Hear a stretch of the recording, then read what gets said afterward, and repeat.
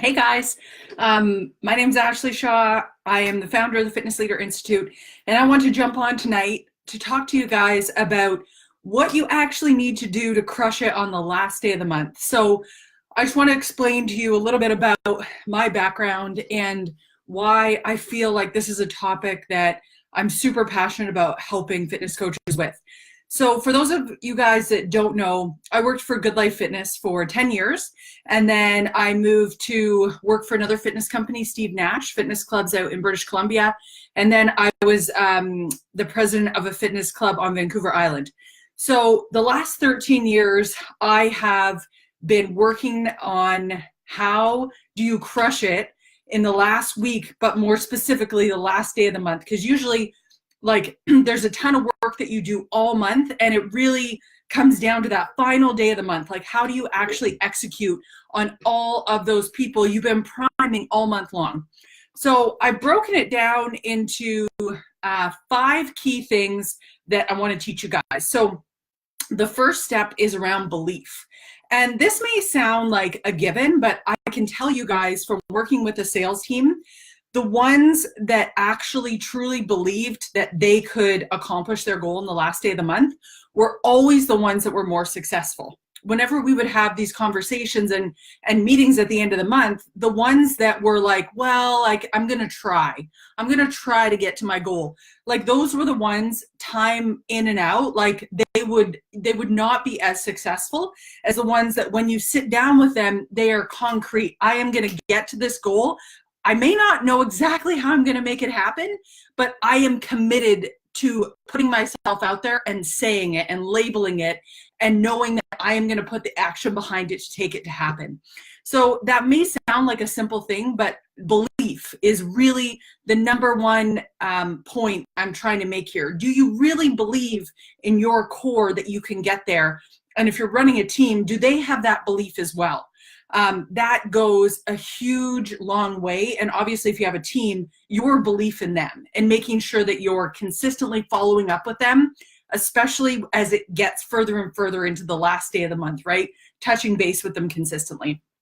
The second thing I want to talk to you guys about is a goal. And what I mean by that is there's a big difference between those people that you sit down with and they're like, okay, I know I need 5 more challengers to get to my goal versus the people that are not really shooting for anything. They don't know how many challengers it's going to take for them to get to that next level or that goal of commission. So do they know exactly, or do you know exactly how many people do you need to convert today in order to get to that goal? Because then as you start having people firm up, that is going to make you feel better and better about dwindling down that list versus going at it without a plan of exactly how many people you need to cross off that list today. The third thing is we always had this thing called a list of guarantees. And so this was kind of it was a good life culture thing. But we used to have this massive whiteboard and we would write down anyone that we had talked to that month, or in our world, we had toured. So for you guys, this is like anyone you've been messaging with. Make a list of all those people, because what's going to be great about that is that when you actually look at that list, all of a sudden your goal becomes that much more achievable. If you need, let's say, 3 more challengers this month, and you have a look at that list and there's been 11 people that you've been messaging, you will feel a lot more confident going into each of those conversations. And confidence on the last day of the month is so important in your ability to help convert people to taking action on their goals. Now, it may sound like, well, how does that actually work? But your confidence translates through your wording and through your messaging. So the more that you can visualize who are those people that I've been speaking to all month and how do you move towards converting them, like your confidence in that is really going to play out in those conversations that you're having. The fourth thing is I just want to talk about the actual marketing strategy.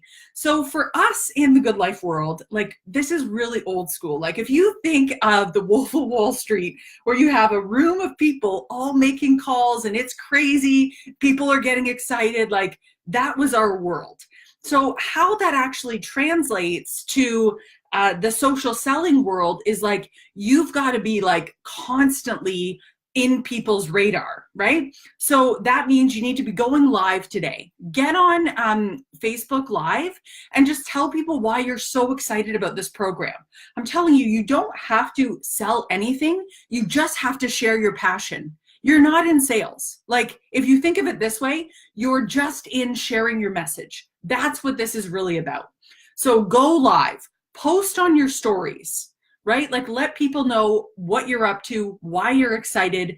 And every time you have a new challenger, like, it reminds me of like having a big cowbell. Like, ring that cowbell. Like, tell people you've got another challenger, you're super excited about it.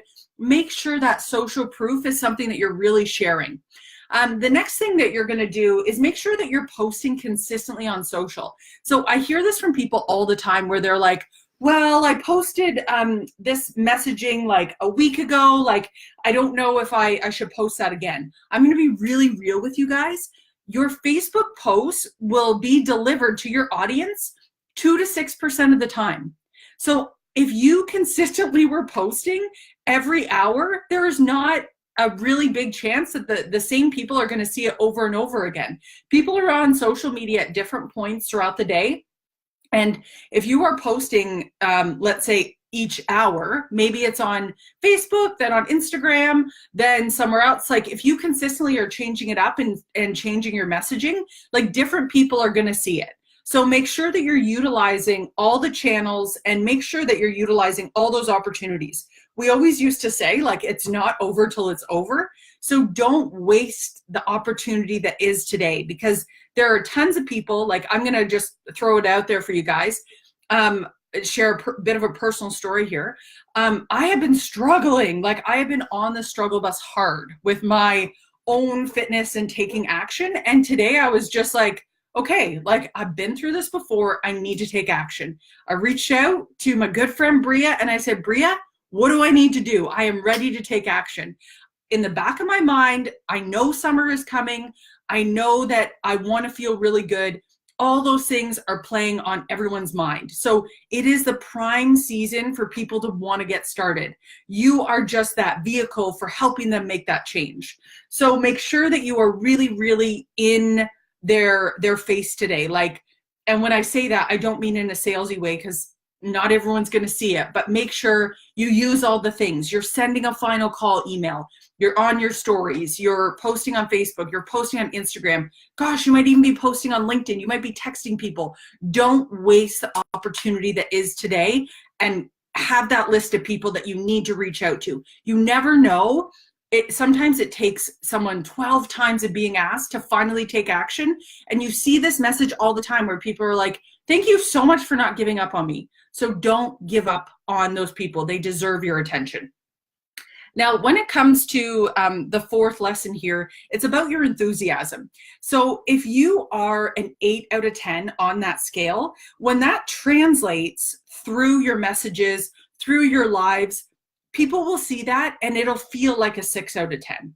Like, energy, when you are trying to transfer it, whether that is over the phone, whether it is through Facebook Messenger, whether it is through video, you have got to be so pumped up with your energy that you're able to translate. If you want them to see you as being a 10 out of 10, excited about your message, you have got to be an 11 or a 12. You've got to be up there. So make sure whatever it is that you need to do. For me, I take a little pre-workout. I just did a workout. I just did my first run of the year. Whatever it is that you need to do to get into that headspace, get there, then deliver your message, then connect with people. Don't go into it if you're like a 4 out of 10. Get yourself to that 10 out of 10 first. And then my last, I lied. I said I had 4. I really have 5. The last thing is here, if you have a team, like, one of the things that's so important is that the speed of the leader determines the pace of the pack. So if you are leading a team and you are not touching base with your team, or you're not sharing with your team, hey guys, I got another challenger, or you are not really creating that culture that it is the last day of the month and it is all hands on deck, guys, we are in this together. I am going to be in constant contact to help you guys and guide you along the way. Your team is going to take your cue and determine how they will execute today as well. So if you are someone that has a team and you are not touching base, with your teammates, that is a really big opportunity. When I was a leader of a club, something that was really important to me is my people's goals. Because if they told me, Ashley, I want to buy a car, this is the car I want, this is when I want to buy it, this is how much money I need for that down payment, it is now my goal. And if I really give a shit, if I really, really care about that person, then I am going to do everything in my power to make sure they get there, which means I'm going to follow up with them, see what they need, see how it's going. Like it always is, you know, that final day of the month is all about digging deep and really following up on those conversations that we've had. So it's so important to touch base with your team, see how they're doing, and helping them stay positive. Share the positivity that is going on with your team. Like if someone signs someone up, like just make sure there's that constant communication. We used to have a text chain of all of us. And of course, when someone hit their goal, it was like, hey, a shout out to this person. And it really just kept the positivity alive, and everyone's still fighting. So, because that's the biggest thing with your team, right? If no one is fighting, then that will spread. That culture will spread. So you want to make sure that culture you're creating is one that everyone knows what they're going for and everyone is fighting. So I hope that was super helpful for you guys. I know I've had a ton of people reach out to me about, hey, Ashley, I'm at this like Success Club 5, I want to get to this, or I want to hit Success Club 10. What would you recommend? And those are really my best tips for helping you guys get to wherever it is you want to be. I would love for you guys to drop an emoji if you guys found this helpful.